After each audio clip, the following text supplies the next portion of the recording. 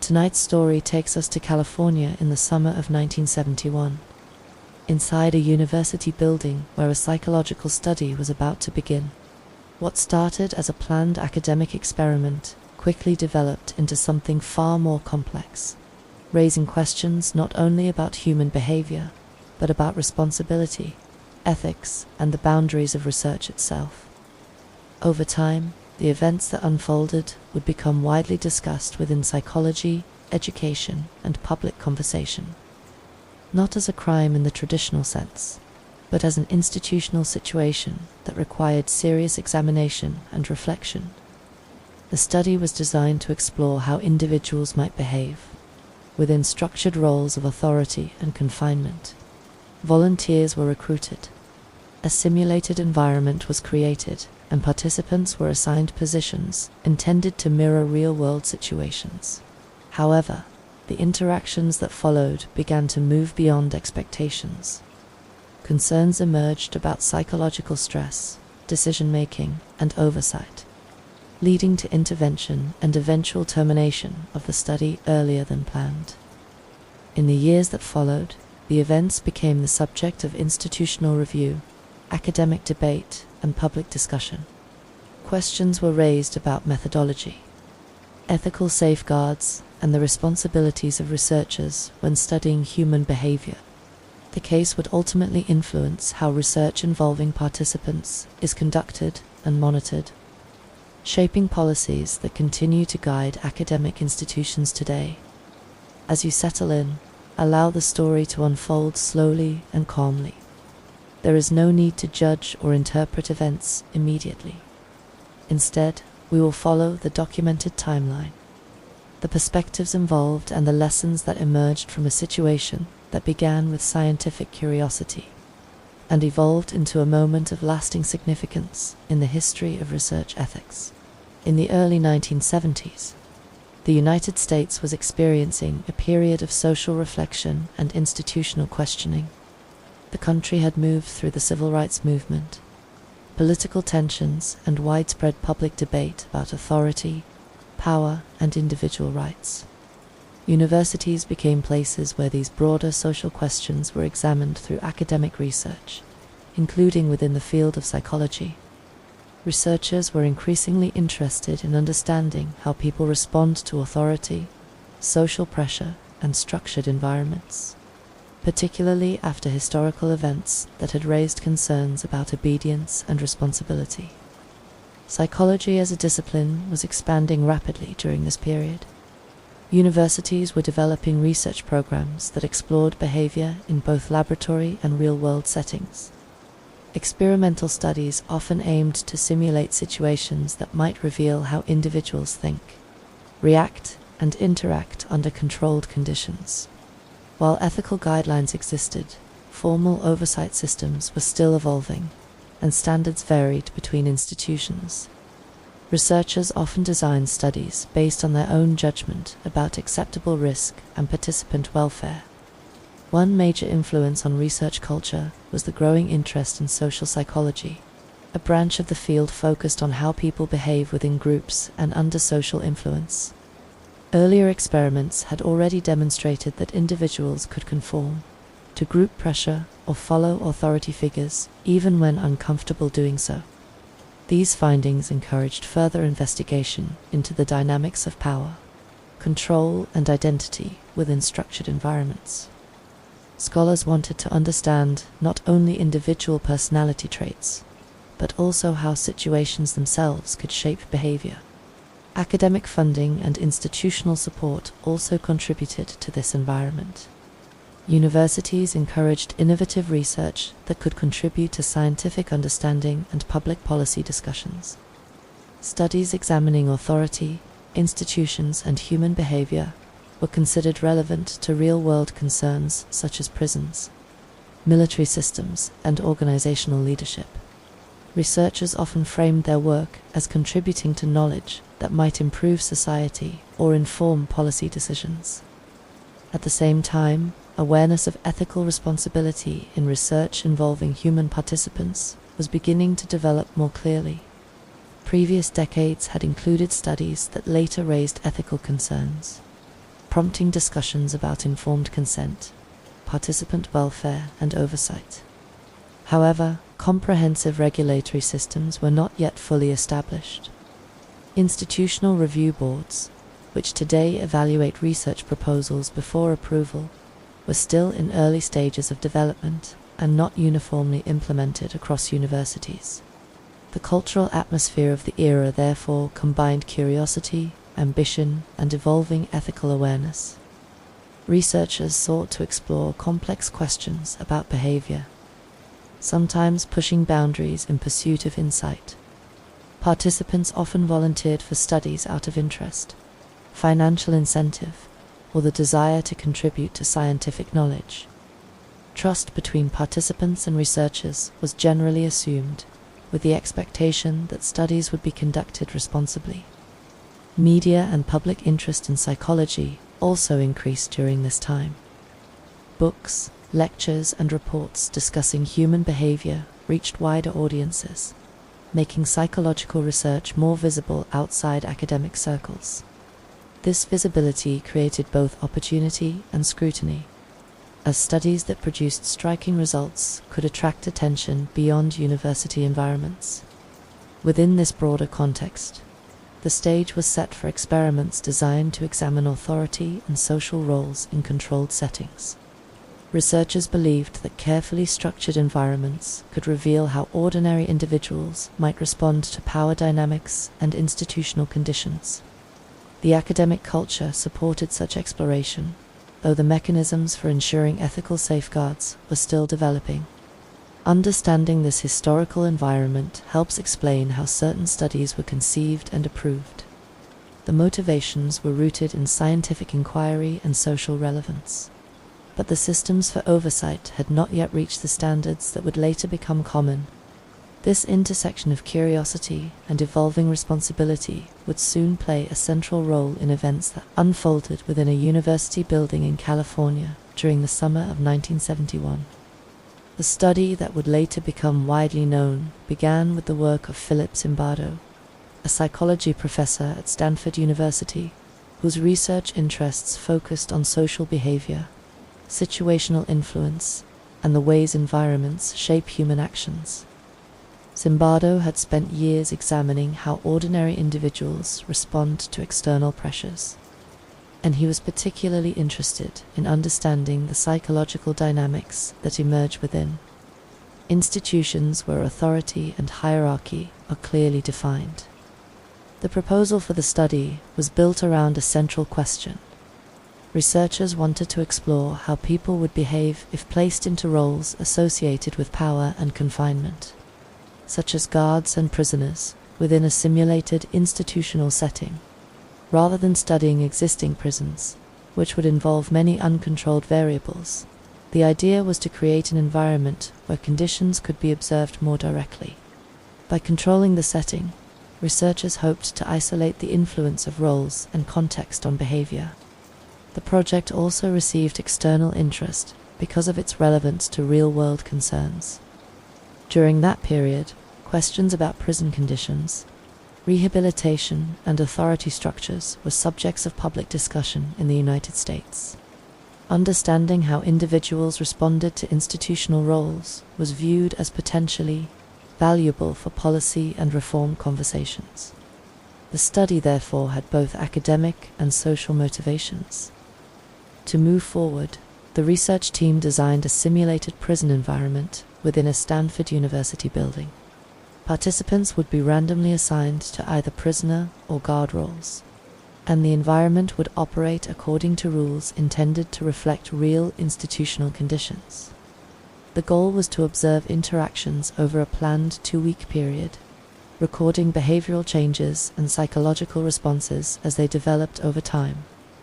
Funding for the project was obtained through a grant associated with research into prison systems and social behavior. This financial support allowed the team to create the physical environment, compensate participants, and conduct systematic observation. The presence of funding reinforced the perception that the study was a legitimate academic endeavor with potential societal relevance. Ethical considerations were discussed during planning, though standards at the time differed from those used today. Participants would volunteer, receive payment, and be informed that they were taking part in a psychological study involving simulated imprisonment. Researchers believed that safeguards were in place, including the ability for participants to withdraw if they chose. However, the full psychological impact of immersive role environments was not yet well understood, and the proposal relied heavily on assumptions about participant resilience and researcher oversight. Zimbardo himself took on a dual role within the project, serving both as principal investigator and as a figure representing institutional authority within the simulated environment. This decision was intended to increase realism, but it also introduced complexities regarding objectivity and supervision. At the time, the implications of such dual involvement were not fully recognized, though they would later become a subject of discussion. The proposal was ultimately approved within the academic context of the university, reflecting the norms and expectations of research oversight at the time. The study was viewed as an opportunity to gain insight into social roles and institutional behavior, with potential implications extending beyond psychology into areas such as corrections and organizational leadership. What began as a structured academic project therefore carried a combination of scientific curiosity, social relevance, and institutional support. The planning phase established the framework, but it also set conditions that would later raise questions about responsibility, supervision, and the balance between research goals and participant welfare. With the proposal in place and preparations underway, the stage was set for participants to enter the simulated environment, where theoretical ideas about authority and behavior would soon be tested in ways that few involved had anticipated. Once the study proposal had been approved and preparations were underway, the research team began the process of recruiting participants. Advertisements were placed in local newspapers and community boards, inviting volunteers to take part in a paid psychological study focused on the experience of prison life. The compensation offered was modest but sufficient to attract interest, particularly among university students and young adults living in the surrounding area. Volunteers were informed that the study would involve living in a simulated environment for a period of time, and that participation would contribute to scientific research. Dozens of individuals responded to the advertisement, and the research team initiated a screening process intended to select participants who were considered psychologically stable and physically healthy. Interviews were conducted to assess personality traits, emotional stability, and background information. Psychological questionnaires were also administered to identify potential risk factors that might make participation unsuitable. The goal was to create a group of individuals who were broadly similar in terms of health and functioning, reducing the likelihood that pre-existing conditions would influence the results. From the larger pool of applicants, a smaller group was selected based on these evaluations. Participants were predominantly young adult males, reflecting both the volunteer population and the research focus at the time. Researchers believed that selecting individuals without significant psychological difficulties would help ensure that any behavioral changes observed during the study could be attributed to the simulated environment rather than prior characteristics. Assignment to roles within the experiment was conducted randomly. Participants were designated as either guards or prisoners through a process intended to eliminate bias or personal preference. This random allocation was central to the study's design, as it allowed researchers to examine how individuals might adapt to roles regardless of their personalities or backgrounds. Volunteers were informed of their assigned roles shortly before the study began, creating an element of anticipation about what participation would involve. The screening process also included briefing participants about general expectations. Volunteers understood that they would be participating in a simulation of prison conditions, and that certain restrictions would be imposed to create realism. However, the full emotional impact of immersive role environments was not yet fully anticipated by researchers or participants. Both groups approached the study with the assumption that it would remain manageable within a controlled academic setting. Researchers also established administrative procedures to manage participation. Consent forms were completed, payment arrangements were outlined, and schedules were coordinated to ensure that participants could remain in the environment for the planned duration. The logistical preparation contributed to a sense of organization and legitimacy surrounding the project, reinforcing participant trust in the research process. The selection phase created a group that appeared well suited for the study's objectives. Participants were generally healthy, cooperative, and willing to engage with the experimental environment. Researchers expected that the controlled conditions would allow observation of behavior without significant risk. Given the screening measures that had been applied, the assumption was that individuals entering the study would maintain awareness of the artificial nature of the environment while responding naturally to assigned roles. This preparation phase, therefore, established the human foundation of the experiment. Volunteers entered with curiosity, researchers approached with scientific interest, and both groups shared an expectation that the experience would remain within predictable boundaries. What followed would challenge those assumptions, but at this stage the focus remained on organization, selection, and readiness for the simulated environment that had been created. The physical setting for the study was created within a basement level of a Stanford University building. Researchers transformed the space into a simulated prison environment designed to replicate certain features of institutional confinement while remaining under academic supervision. Temporary walls were installed to form small cells, and common areas were arranged to allow observation of participant behavior. Lighting, schedules, and rules were structured to create an atmosphere that felt controlled and restrictive. Participants assigned to prisoner roles were introduced to the environment through a process intended to increase realism.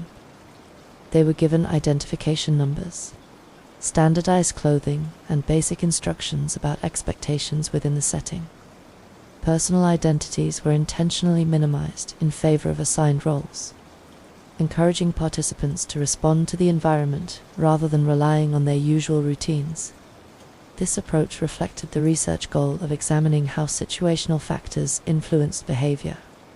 Participants assigned to guard roles received uniforms, instructions, and authority to enforce rules within the simulated system. Researchers emphasized that physical harm was not permitted, but guards were encouraged to maintain order and structure according to the framework provided. This delegation of authority created a hierarchy intended to mirror institutional power relationships.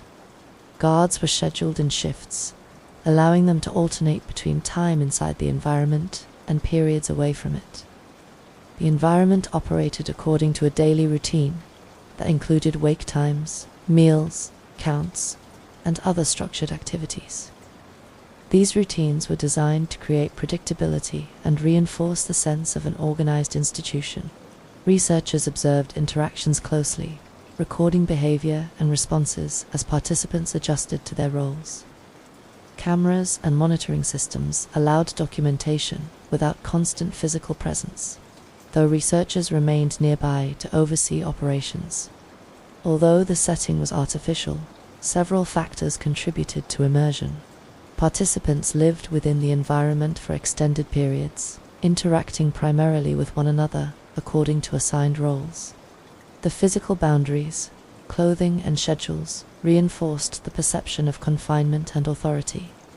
Over time, this immersion influenced how individuals behaved, sometimes in ways that researchers had not fully anticipated during planning. The basement location itself contributed to the atmosphere. Limited natural light and enclosed space created a sense of separation from the outside world. Participants were aware that they were within a university building, yet the constructed environment reduced contact with external routines. This separation was intended to help maintain the integrity of the simulation, though it also increased psychological intensity. Researchers maintained oversight through observation and administrative control. Instructions were provided when necessary, and the study design included mechanisms intended to ensure safety. However, the immersive nature of the environment created situations that required ongoing judgment about when to intervene and when to allow interactions to continue for observational purposes. Balancing research goals with participant well-being became increasingly important as the study progressed. From a design perspective, the simulated prison environment represented an attempt to recreate institutional dynamics within a controlled academic context. Physical structures, role assignments, and schedules were all intended to encourage behavioral responses that could be studied systematically. The assumption was that participants would engage with the environment while retaining awareness of its temporary nature. This stage of the project marked the transition from planning to lived experience. The environment was ready. Participants had entered their roles, and interactions began to unfold within the constructed system. What followed would depend not only on the physical space, but on how individuals responded to authority, confinement, and the expectations associated with their assigned identities. The simulated prison, therefore, became more than a physical setting. It became a social environment where behavior could evolve in response to structure, hierarchy, and interaction, setting the stage for developments that would soon attract concern and reflection among those involved. During the initial phase of the study, participants began adjusting to their assigned roles within the simulated environment. At first, interactions reflected a degree of uncertainty, as both guards and prisoners navigated expectations that were new to them. Individuals were aware that they were part of an experiment, yet the structured routines and physical setting encouraged behavior that aligned with institutional roles rather than everyday identities. Participants assigned as guards gradually assumed responsibility for maintaining order. They monitored routines, directed activities, and enforced rules that had been outlined during preparation. Researchers had not provided detailed instructions about specific methods of control, allowing guards to interpret their authority independently within the boundaries given. This freedom led to variation in behavior, with some guards adopting a more formal approach, while others experimented with stricter enforcement. Participants assigned as prisoners responded to the environment in different ways. Some accepted the structure and followed instructions without resistance, focusing on completing tasks and adapting to the routine. Others questioned rules or expressed frustration with restrictions. The removal of personal identifiers and the use of assigned numbers instead of names contributed to a sense of role immersion, reinforcing the psychological distinction between authority and confinement. Researchers observed that interactions began shifting more quickly than anticipated. Social dynamics developed as participants responded to one another's behavior. Guards who adopted assertive approaches sometimes influenced others to behave similarly, while prisoners responded collectively to perceived treatment. These evolving dynamics reflected how group behavior can change when individuals adapt to shared expectations within a structured environment. Emotional responses also began to emerge during this early stage. Some participants reported feelings of discomfort related to confinement or authority roles, even though the environment was temporary and controlled. Others appeared to engage with the roles more fully, focusing on the experience as an activity rather than a simulation. The range of reactions illustrated how individuals can respond differently to the same situational conditions. Researchers continued documenting behavior carefully, noting how quickly role adoption occurred. The speed of behavioral change became an important observation, suggesting that situational context might exert strong influence on actions. Participants were not instructed to behave in extreme ways, yet the environment itself encouraged adaptation to the expectations associated with assigned roles. The presence of schedules and structured routines reinforced this adaptation. Repeated activities, such as counts, meals, and rule enforcement, created patterns that participants internalized over time. As these patterns became familiar, individuals relied less on personal identity and more on role-based behavior. This process contributed to the psychological realism of the simulation, even though participants remained aware of its experimental nature. Communication between participants also reflected changing dynamics. Guards interacted with one another about how to manage responsibilities, sometimes discussing strategies for maintaining control. Prisoners developed their own responses, including cooperation, negotiation, or resistance, depending on circumstances. These interactions created a social system that evolved beyond initial expectations. At this stage, the study still appeared manageable from a research perspective. Behavior changes were noticeable, but not yet alarming, and the environment remained under observation. However, the speed at which participants adapted to roles raised questions about how the situation might develop if conditions continued without adjustment. Researchers monitored interactions closely, recognizing that ongoing observation would be essential in understanding how situational factors influenced behavior over time. The early behavioral changes, therefore, marked an important transition. Participants were moving from initial uncertainty toward immersion in assigned identities, demonstrating how quickly social roles can shape interaction within structured environments.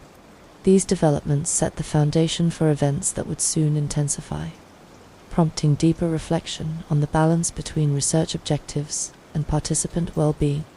As the study continued beyond the initial adjustment period, the dynamics within the simulated environment began to intensify in ways that researchers had not fully anticipated. Participants assigned to guard roles increasingly exercised their authority, sometimes introducing stricter routines and additional expectations beyond the original framework. These actions were not directed by detailed instructions from researchers, but emerged through interpretation of the authority they had been given. The evolving behavior demonstrated how individuals can adapt to perceived power structures, particularly when those structures are reinforced by environment and group dynamics. Participants assigned to prisoner roles responded to these changes in varied ways. Some attempted to comply with expectations in order to reduce tension, while others showed signs of frustration or emotional strain. The combination of confinement, lack of personal control, and ongoing interaction with authority figures created psychological pressure that became more noticeable over time. Although the environment remained a simulation, the immersion and continuous exposure to structured roles influenced emotional responses. Researchers observing the study began to notice increasing signs of stress among certain participants. Reports included fatigue, anxiety, and difficulty managing emotional reactions to the situation. The structured routines that had initially created realism now contributed to a sense of confinement that affected mood and behavior. Some participants appeared to internalize their roles more deeply than expected, responding to the environment as though it carried greater permanence than intended. The escalation of authority was also shaped by group interaction among the guards. Behavioral norms developed as individuals observed one another and adjusted accordingly. When certain approaches appeared effective in maintaining order, others sometimes adopted similar methods. This process illustrated how social reinforcement within a group can influence individual decisions, particularly when roles involve responsibility for maintaining control. From the prisoner's perspective, the environment created a loss of autonomy that could affect psychological well-being. Being identified primarily by numbers rather than personal names, and having limited control over daily activities contributed to feelings of depersonalization. While participants were aware, intellectually, that the situation was temporary, emotional responses did not always align with that awareness. The difference between cognitive understanding and emotional experience became increasingly evident as the study progressed. Researchers faced growing questions about when intervention might be necessary. Balancing observation with participant welfare required judgment, and decisions were influenced by the desire to maintain the integrity of the study, while also ensuring safety. The immersive nature of the environment made it more difficult to distinguish between expected behavioral adaptation and concerning escalation. External observers who encountered the environment occasionally reacted with surprise at the intensity of interactions. These reactions provided additional perspective, highlighting how participants within the system might perceive events differently from those viewing the situation from outside. Such observations contributed to awareness that conditions were evolving beyond initial expectations. The escalation of psychological stress did not occur uniformly among all participants. Some individuals maintained emotional distance from their roles, while others experienced stronger reactions. This variation reflected differences in personality, coping mechanisms, and perception of the environment. Researchers documented these responses carefully, recognizing that they provided insight into how situational factors interact with individual characteristics. As the situation developed, it became increasingly clear that the study was moving into territory that required reassessment. Behavioral intensity, emotional strain, and evolving authority dynamics raised concerns about the balance between research objectives and participant well-being. The environment had demonstrated the powerful influence of situational roles, but it also revealed the potential for unintended consequences when those roles are sustained over time. This stage of escalation therefore marked a turning point. What began as a controlled academic study was becoming a complex social system with real emotional impact on participants. The growing psychological stress prompted reflection among those involved and set the stage for decisions that would soon alter the course of the experiment itself. As the study progressed and behavioral intensity continued to increase, concerns about participant well-being became more pronounced. Researchers observing the environment began to recognize that the psychological impact on some individuals was greater than anticipated. Emotional distress, fatigue, and difficulty coping with assigned roles were increasingly visible, prompting reflection on whether the study should continue under its current conditions. The balance between maintaining research objectives and protecting participants was becoming more difficult to manage. One important factor in the shift toward intervention came from individuals who encountered the environment from outside the immediate research team. Observers who were not fully immersed in the day-to-day operations sometimes reacted strongly to what they witnessed, expressing concern about participant treatment and the emotional strain evident within the simulation.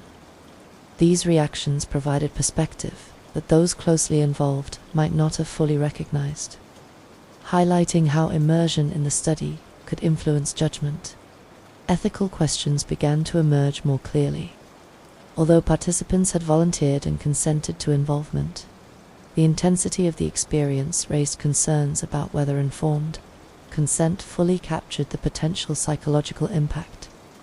Researchers had anticipated behavioral change, but the depth of emotional response suggested that safeguards might not be sufficient. The situation illustrated how experimental environments can evolve beyond expectations, requiring reassessment even when initial planning appears appropriate. Discussions within the research team focused on responsibility and participant welfare. Questions were raised about the appropriate point for intervention and whether continuing the study would risk harm.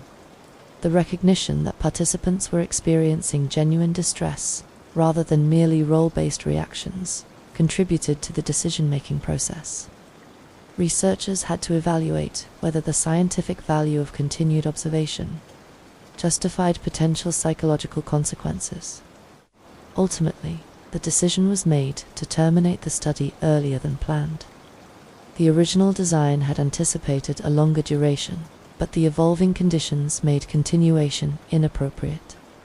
Ending the study required transitioning participants out of their roles and returning them to normal routines, a process that itself required careful management.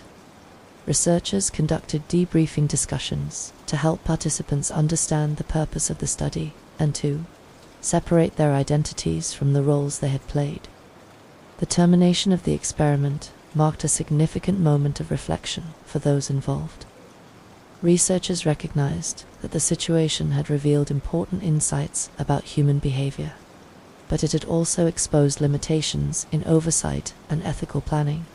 Participants, in turn, processed their experiences with varying perspectives, some expressing surprise at how deeply they had responded to the environment. The event also prompted broader consideration within academic communities. Questions about research ethics, participant protection, and institutional responsibility gained attention, particularly because the study had moved beyond expected boundaries despite initial safeguards. The situation illustrated how real human experiences can develop within simulated environments, reinforcing the importance of ongoing monitoring and ethical awareness. In the immediate aftermath, researchers focused on documentation and analysis, aiming to understand what had occurred and why. Observations gathered during the study provided material for academic discussion, while the circumstances surrounding termination highlighted the need for reflection on research practices. The combination of behavioral findings and ethical concerns would soon influence conversations within psychology and beyond. The decision to intervene and end the study therefore represented both a protective action and a turning point. It demonstrated recognition that participant welfare must take priority when unexpected consequences arise.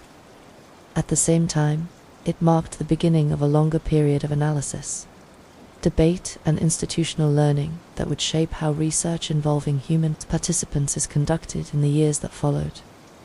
After the study was terminated, attention shifted toward understanding what had occurred and how it should be evaluated within an academic context. Universities and research communities rely on systems of oversight to ensure that studies involving human participants are conducted responsibly, and the events surrounding this experiment prompted reflection on those systems. Questions emerged about planning, supervision, and whether existing safeguards had been sufficient given the outcomes that had developed. Within the university environment, discussions focused on both the scientific findings and the ethical implications. Researchers involved in the project documented their observations, preparing analyses that examined behavioral changes, role immersion, and group dynamics. At the same time, administrators and colleagues considered the ethical dimension, evaluating how participant well-being had been managed and whether procedures aligned with acceptable standards of the time. These parallel conversations reflected the dual nature of the situation, combining academic curiosity with institutional responsibility. The academic community beyond the university also became engaged in discussion. Psychology scholars examined the study as an example of situational influence on behavior, while others raised concerns about methodology and participant protection. Conferences, publications, and professional debates explored what the study revealed and what lessons should be drawn from it. The intensity of these discussions demonstrated how strongly the events resonated within the field. One important outcome of this period was increased awareness of the need for structured ethical review processes. Although oversight mechanisms already existed in some form, the situation highlighted potential gaps in monitoring ongoing studies after approval. Researchers and institutions began considering how continuous supervision could be improved, ensuring that evolving conditions within experiments would trigger reassessment when necessary. This focus contributed to the development of more formalized review systems in later years. Participants themselves also became part of the academic response. Debriefing sessions provided opportunities to discuss experiences and clarify the purpose of the study. These conversations aimed to help individuals process their involvement and separate their personal identities from the roles they had performed. Participant feedback contributed to understanding how the environment had affected behavior and emotional responses, adding depth to academic analysis. Publications emerging from the study presented findings alongside reflections on ethical considerations. Researchers described how situational factors could influence behavior while acknowledging the unexpected. intensity of the experience. These reports contributed to ongoing debate about the relative influence of personality versus environment, a central question within social psychology. At the same time, ethical questions remained part of the conversation, shaping how readers interpreted the findings. Professional organizations also took interest in the broader implications. Discussions about research ethics extended beyond this single study, prompting examination of standards across institutions. The need for clear guidelines regarding informed consent, participant protection, and intervention thresholds became more widely recognized. Over time, these discussions contributed to improvements in ethical frameworks governing research with human subjects. The institutional response, therefore, involved multiple layers, including internal evaluation, academic debate, and professional reflection. Rather than producing a single conclusion, the process generated ongoing conversation about responsibility and methodology. The study became both a source of knowledge and a case study in ethical complexity, illustrating how research can reveal important insights while also challenging existing safeguards. This period of review and response helped shape the legacy of the experiment.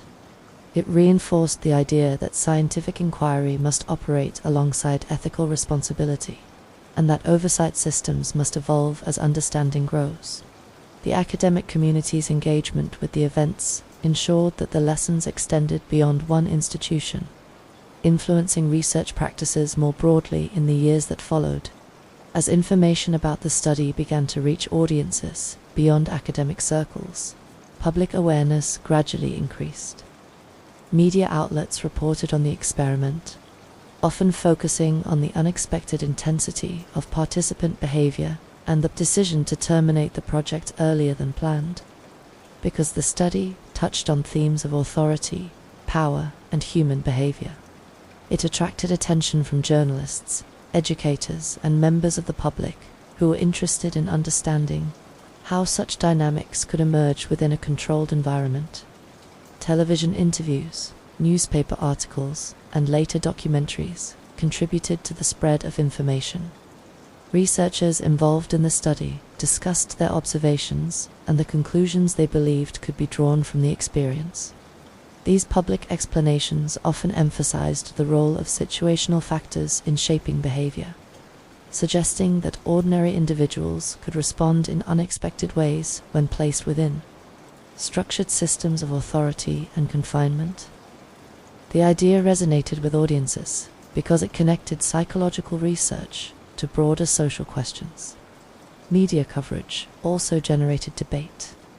Some commentators viewed the study as an important demonstration of how environments influence behavior, while others questioned the ethical decisions that allowed the situation to develop as it did. Discussions arose about participant protection, researcher responsibility, and the limits of experimental realism. These debates were not confined to academic settings, but became part of public conversation about psychology and institutional oversight. The visibility of the study contributed to its cultural impact. Educational materials, textbooks, and lectures referenced the experiment as an example of social psychology in action. Over time, dramatized portrayals and fictional interpretations also appeared, further increasing public familiarity with the events. While such portrayals helped maintain interest, they sometimes blended factual elements with interpretation, requiring careful distinction between documented evidence and narrative reconstruction. Public awareness also encouraged reflection on real-world institutions. Discussions about prisons, authority structures, and organizational behavior were influenced by the study's findings, even though the environment had been simulated. The experiment prompted people to consider how situational pressures might affect behavior in workplaces, schools, and other structured systems. This broader relevance contributed to its enduring presence in public discourse. Criticism formed an important part of the debate as well. Some scholars and observers questioned whether the study's design adequately controlled variables or whether researcher involvement influenced participant behavior. Others raised concerns about how findings were presented to the public, suggesting that simplified interpretations might overlook methodological complexities. These critiques contributed to ongoing reassessment rather than diminishing interest. The media attention also shaped the reputations of those involved. Researchers became associated with the study's findings, while participants occasionally shared their experiences in interviews or discussions. The personal perspectives of individuals who had taken part added human dimension to public understanding, illustrating how the environment had affected real people rather than abstract subjects. Over time, the study remained part of public awareness because it addressed fundamental questions about human nature and authority. Its presence in documentaries, academic courses, and public conversation ensured that debate continued long after the original events. The combination of scientific interest and ethical reflection kept the topic relevant across generations. The period of public awareness and media coverage therefore extended the influence of the experiment beyond its immediate academic context. It transformed a university study into a widely recognized example of psychological research, prompting discussion about both behavior and responsibility. This public engagement became a key element of the study's legacy, shaping how it would be remembered and interpreted in the years that followed. As the years passed, the study continued to attract attention within academic communities, and with that attention came deeper analysis and criticism. Researchers and scholars began examining the experiment more closely, not only focusing on its findings, but also on its methodology and interpretation. Questions emerged about how the environment had been structured, how participants were guided, and how conclusions had been presented to the public. These discussions reflected the natural evolution of scientific inquiry, where studies are revisited as new perspectives and standards develop. One area of reassessment involved the degree to which participant behavior was shaped by the experimental framework itself. Some scholars suggested that instructions, expectations, or cues from researchers may have influenced how individuals interpreted their roles. This raised the possibility that behavior observed during the study might not have developed solely from situational conditions, but also from perceived expectations about how participants were supposed to act. Evaluating these factors required careful review of documentation, recordings, and participant testimony. Another point of discussion focused on the balance between observation and intervention. Critics questioned whether researchers should have intervened earlier when signs of distress appeared, and whether the dual role of the lead investigator within the simulated environment affected judgment. These concerns highlighted the complexity of conducting immersive research, where boundaries between observer and participant can become blurred. Later, ethical standards emphasized clearer separation of roles and stronger oversight to prevent similar issues. Methodological questions also addressed the generalizability of the findings. Scholars debated whether behavior observed within a small, controlled group could be applied to broader populations or real institutional settings. While the study demonstrated that situational factors can influence behavior, determining the extent of that influence across different contexts remained an open question. This debate contributed to a more nuanced understanding of social psychology, recognizing that both situational and individual factors play important roles. Participant perspectives became increasingly relevant during later reassessment. Interviews conducted years after the study provided additional insight into how individuals interpreted their experiences. Some participants described strong emotional responses, while others reported that they remained aware of the artificial nature of the environment throughout. These differing accounts underscored the complexity of human perception and memory, illustrating how experiences can be interpreted in multiple ways over time. Advances in research ethics also shaped how the study was evaluated retrospectively. Standards that were not fully developed at the time of the experiment later became central to academic practice. Institutional review boards, detailed consent procedures, and ongoing monitoring requirements became more common, reflecting lessons learned from situations like this one. The study therefore served as both a research example and a catalyst for improvement in ethical safeguards. Public discourse also evolved alongside academic reassessment, as new analyses were published and discussed. Media coverage occasionally revisited the experiment, presenting updated perspectives or critiques. This ongoing attention demonstrated how scientific work can remain relevant long after its original completion, particularly when it touches on fundamental questions about human behavior and responsibility. Despite criticism, many scholars continued to recognize the study's influence on psychology. It prompted important conversations about situational power, authority, and group dynamics, even as debates about methodology continued. The coexistence of influence and criticism illustrated the complexity of scientific progress, where knowledge develops through both discovery and reassessment. The later examination of the study, therefore, reflects a broader pattern within research. Initial findings generate interest, subsequent analysis raises questions, and over time a more balanced understanding emerges. Rather than diminishing the importance of the experiment, reassessment contributed to a deeper appreciation of its strengths and limitations, helping shape future research practices. These methodological questions and critiques became part of the study's enduring legacy. They reinforced the principle that scientific work must remain open to evaluation and refinement, ensuring that knowledge continues to evolve alongside ethical responsibility and methodological improvement. Over time, the study came to hold an important place in discussions about both psychology and research ethics. Regardless of differing interpretations about its methodology, the events contributed to greater awareness of how powerful situational environments can be and how carefully human research must be managed. Universities, professional organizations, and policymakers began to recognize that stronger oversight systems were necessary to protect participants and maintain public trust in scientific research. One of the most significant long-term developments was the expansion of institutional review processes. Research involving human participants increasingly required approval from independent committees responsible for evaluating potential risks, informed consent procedures, and monitoring plans. These review boards were designed to ensure that studies could be modified or stopped if participant well-being became a concern.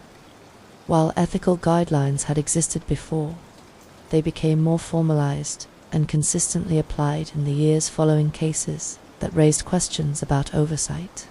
The study also influenced how psychologists think about the interaction between individuals and environments. It reinforced the idea that behavior is shaped not only by personality but also by context, expectations, and social roles. Later research built upon this understanding, exploring how authority structures operate in workplaces, educational settings, and organizations. The experiment became a reference point for discussing how ordinary people can respond to structured systems in unexpected ways. Educational programs within psychology began using the study as a teaching example, both for behavioral concepts and for ethical reflection. Students were encouraged to examine what the experiment demonstrated about human interaction, while also considering the responsibilities of researchers. This dual perspective helped shape a generation of professionals who approached research with greater sensitivity to participant welfare and ethical boundaries. Beyond academia, the study influenced public understanding of authority and institutional behavior. Discussions about leadership, organizational culture, and power dynamics sometimes referenced the findings, illustrating how psychological research can inform broader social awareness. The case contributed to conversations about how systems and roles can affect decision-making, even outside laboratory settings. The legacy also includes ongoing debate, which itself reflects the study's impact. Continued reassessment demonstrates how scientific knowledge evolves through discussion and critique. Rather than remaining fixed, interpretations of the experiment have changed as new evidence and perspectives emerged. This process highlights the importance of transparency and openness in research, allowing future generations to evaluate past work with fresh insight. Ethical standards in research today are more structured and comprehensive, partly because of lessons learned from earlier studies that revealed potential risks. Requirements for informed consent, participant rights, and monitoring procedures are now considered essential components of responsible research. The emphasis on participant well-being has become central to academic practice, reinforcing the principle that scientific advancement must not come at the expense of human dignity. The study therefore left a complex but meaningful legacy. It contributed to understanding human behaviour within authority systems while also prompting improvements in how research is conducted and supervised. Its influence extends across psychology, education, and institutional policy, demonstrating how a single project can shape professional standards over time. In the broader perspective of history, the events represent both curiosity and caution. They remind us that exploration of human behavior carries responsibility, and that ethical reflection must evolve alongside scientific ambition. The lasting impact lies not only in what was observed, but in how the experience guided future approaches to research and participant protection.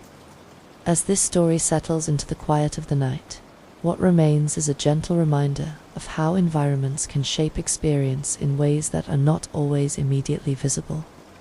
A university building, a group of volunteers, and a carefully planned study came together for a short period of time. Yet the effects extended far beyond those few days.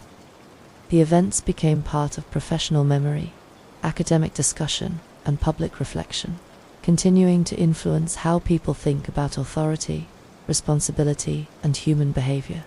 There is a certain calm that comes from understanding that knowledge often develops through moments of uncertainty. Researchers set out with questions. Participants offered their time and curiosity, and the situation unfolded in ways that no one fully predicted.